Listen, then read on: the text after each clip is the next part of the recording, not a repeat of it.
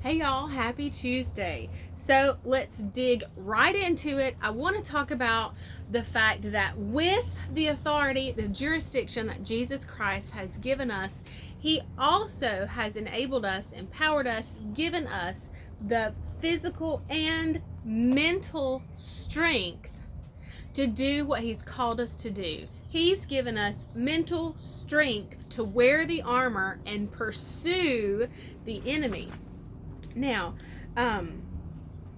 while we live in a physical world, obviously sitting at a table, in a chair, beautiful purple flowers, we live in a physical world, we eat physical food.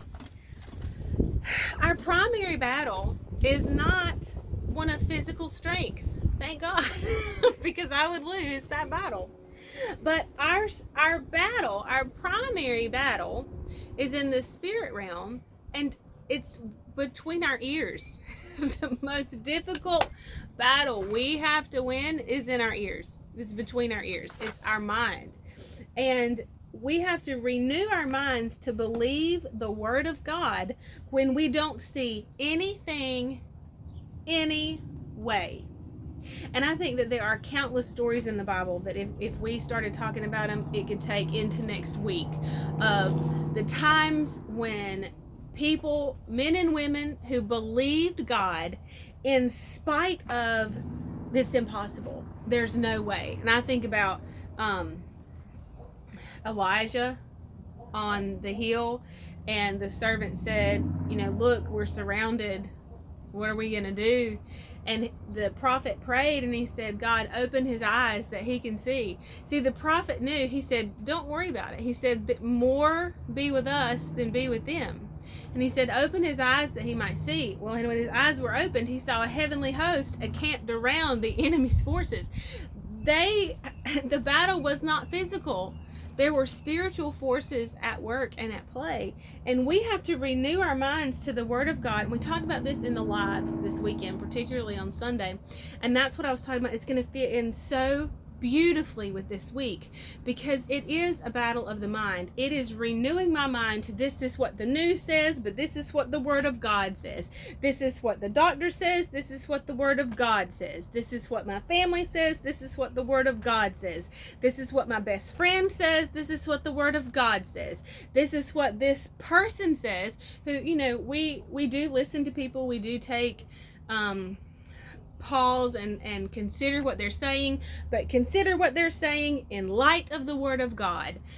Every time you are presented with information, check it against the Word of God. It has to be checked against the Word of God. If not, it's a force persuading us to make excuses for the Word of God, being that that's passed away, that's old school, it's Old Testament, that's not how society works, that's wrong, it's intolerance. Why would God do that? God can't do that. How would he do that? Those are not questions that we need to ask. If we are fully convinced that Jesus Christ is who he claimed to be, then the Word of God is final authority in our life. And if the Word of God says, fear not, then we are capable of living a life free from fear. If the Word of God says, go to Psalm 91. How many times does he say and how many ways that he would protect us? Then by the Word of God, I am protected. If the Word of God says that he would meet all my needs according to his riches and glory, then by the power of the Word of God, I believe that Jesus has made a way and he will meet all my needs according to his riches and glory.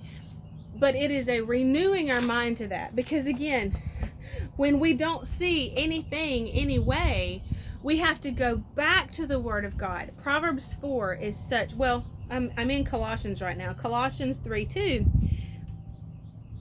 Set your minds and keep them set on what is above, not on the things that are on the earth. The Word of God. I have to renew my mind. We read Proverbs 4. I'm telling you, that is, it's a straight shooter. There's no misreading that one. Proverbs 4, 20. My son, attend to my words, consent and submit to my sayings, for they are life to those who find them, healing and health to all their flesh. Keep and guard your heart with all vigilance. With all vigilance, guard your heart. And above all that you guard, for out of it flow the springs of life. Well, you think about, if you are not guarding and you are not being watchful over what goes in, out of us will flow springs of death, or flow nothing at all. We're at 6 minutes, so we're going to stop here and we'll pick up here again tomorrow. I will see you then. Bye, y'all.